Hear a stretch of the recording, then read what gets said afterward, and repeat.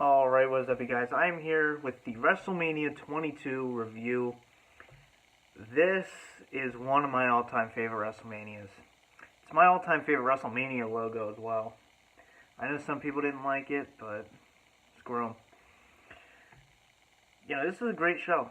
A lot of people really don't like this. I can understand why. I can understand why you'd be critical of it. I'm not going to knock people for that. But still, I find this to be a very entertaining show, and it's a blast of a pay-per-view. But the Hall of Fame, we had the Blackjacks, Vern Gagne, William the Refrigerator Perry from WrestleMania 2, Sensational Sherry, very deserving, Tony Atlas, Gene Okerlund, Eddie Guerrero, and Bret the Hitman Hart. And that's probably my favorite Hall of Fame class. A lot of good people in there. And, I'm a huge Bret Hart fan. I'm a huge Sherry Martel fan. So this was great. Gene Okerlund, obviously deserving. So, presentation-wise, this was in the Allstate Arena. This was the final Arena WrestleMania.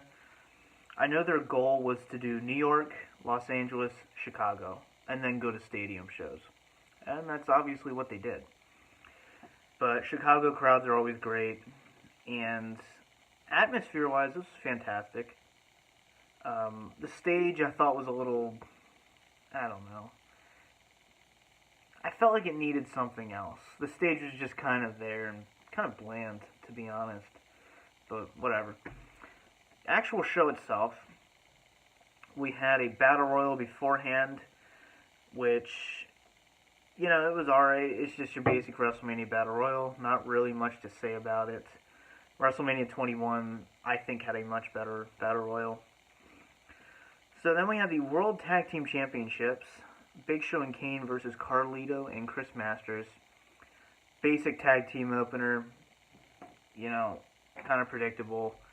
And really not much to say about this. It's kind of like WrestleMania 26, their tag team opener. It was just there to be a tag team match and to put the titles on the line, get people on there. It's not a bad match. It's good and everything, but, it kind of just didn't really need to be on the card, to be honest. And then we have the Money in the Bank ladder match. Ric Flair, Rob Van Dam, Shelton Benjamin, Bobby Lashley, Finlay, and Matt Hardy. Another great Money in the Bank ladder match. You had the crazy suplex. You got to give Ric Flair credit. He was 57 at the time, and he took a suplex off the ladder from Matt Hardy. You had the great chair spot with, RVD kicking Bobby Lashley off and getting the win. He had a great frog splash from the top from RVD. So I did enjoy this Money in the Bank ladder match a lot. Then we had Chris Benoit versus JBL for the United States Championship. This was okay. Not really the match I'd want to see. It's not really going to sell me into watching WrestleMania. But, as you know, I'm not a JBL fan. Huge Chris Benoit fan. But, and this was when I think JBL had Jillian Hall with him, so that was annoying. But that's the point. He's a heel, so he did his job. Overall, not the most technical match.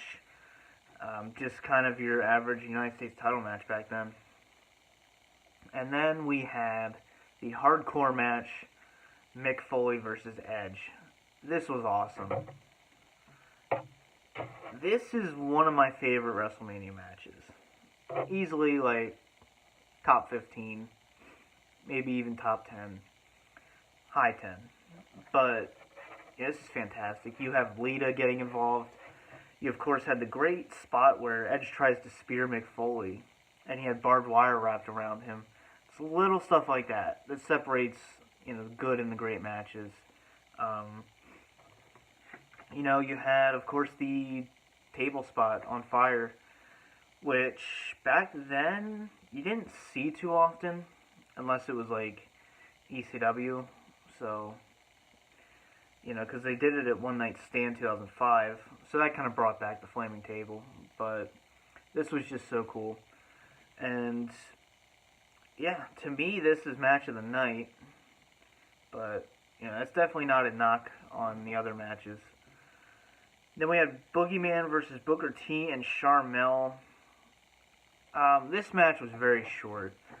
I think I heard a long time ago that Boogeyman was injured or something, so they had to cut the time on this match. This was a very built-up match. Like he kidnapped Sharmell and stuff like that, and involved the worms. I love Boogeyman. I think it's kind of a waste, though, because he could have been a lot better. They could have done a lot more with him. But yeah, I love the Boogeyman. And this is just a worthless match to get the Boogeyman over, to be honest. And then we had the Women's Championship, Trish Stratus versus Mickie James. The build-up to this was phenomenal. It was a very slow build, and it kind of sold us on Mickie James. Trish Stratus, she was on top of the world in the women's division back then, and for her to lose clean at WrestleMania, it's pretty big. So, this was a good way to put somebody over and elevate them even higher. And of course, you had the ever so present vagina spot, I guess you want to call it, which was cut out from the DVD, the network. So it only exists if you watched it live. But I think that adds psychology to it. But whatever. Evidently Vince was pissed about that. I think it adds to it. It makes sense. Like, come on. And this was in the TV-14 era, so, this wasn't Attitude Era, this was Ruthless Aggression. You could still get away with a lot of stuff back then. But overall, this is a great match. It didn't go too long, and, I think it really, not really wrapped up, but it really, I guess closed out a certain part of this rivalry. And it made you take Mickie James serious, because she just played that psychotic character. And, yeah, I'm sure it surprised a lot of people. So, very good WrestleMania women's match. And then we had casket match, The Undertaker versus Mark Henry. Personally, I don't like casket matches. I just don't like them. I think they're dull and boring. And, I don't know, it's a little too gimmicky for me. It's like Buried Alive. I'm not a fan of that either. But, I know I read the other day, Mark Henry said that they had agreed for Mark Henry to actually win. But then somebody got cold feet, whether that was Vince or someone else. I mean, probably Vince back then. But I'm glad Mark Henry didn't go over. I don't think he was the right person to beat the streak. But this is your average casket match, Really, the only great spot was the Undertaker dive, which is always a great spot. So, next up we have the no-holds-barred match, Shawn Michaels versus Mr. McMahon. This was entertaining as hell. You had Jim Ross back, and, you had the stupid Spirit Squad. They were so bad, but they were great. Like, they were hilarious. And, you had Shane out there getting beat with a kendo stick because he was handcuffed to the ropes. This was a really fun match. Obviously, this isn't going to be a technical masterpiece. It's not meant to be. But, you had the, of course, the diving elbow under the trash can. So, very cool. Did I say diving elbow? Elbow drop. I don't know why the hell I said diving elbow. It's like 2 a.m., so yeah. Alright, then we have the triple threat match for the World Heavyweight Championship. This match got a significant amount of time cut from it. And regardless of what you say, Rey Mysterio only won because of Eddie. We all know that Randy Orton was supposed to win the Rumble and then beat Kurt Angle here at WrestleMania. But then you got to capitalize on the death of Eddie and stuff like that. Rey Mysterio deserved it. I really think he did.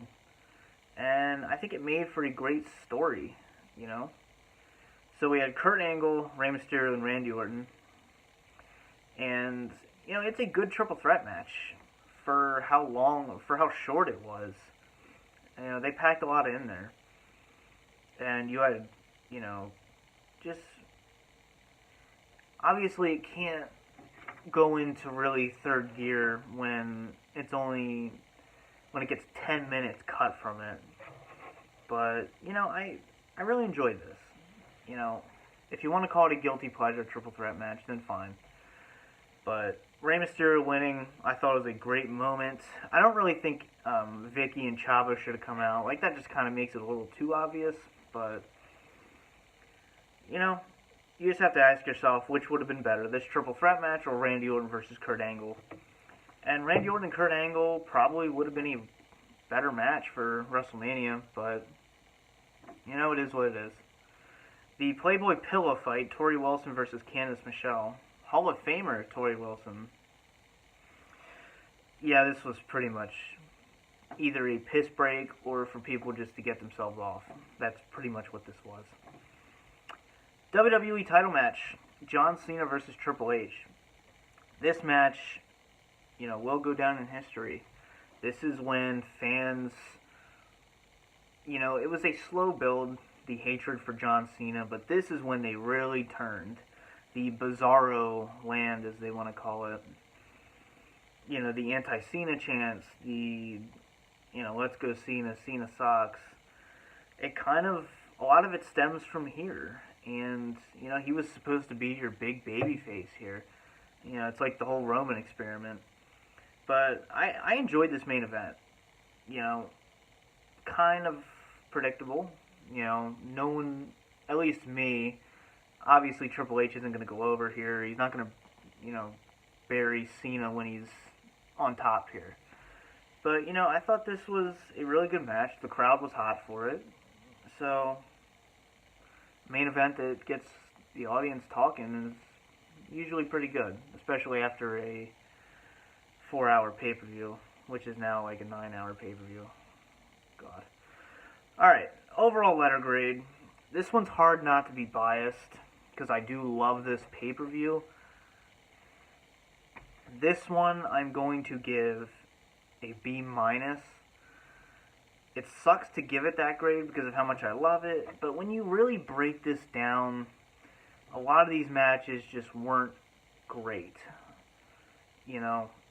So, I heavily enjoy it, but I can understand why a lot of people don't like it. This is a very divisive pay-per-view, so don't worry. I understand the concerns here. B-. Let me know your opinions down below. For now, this has been the DVD Freak. Peace out.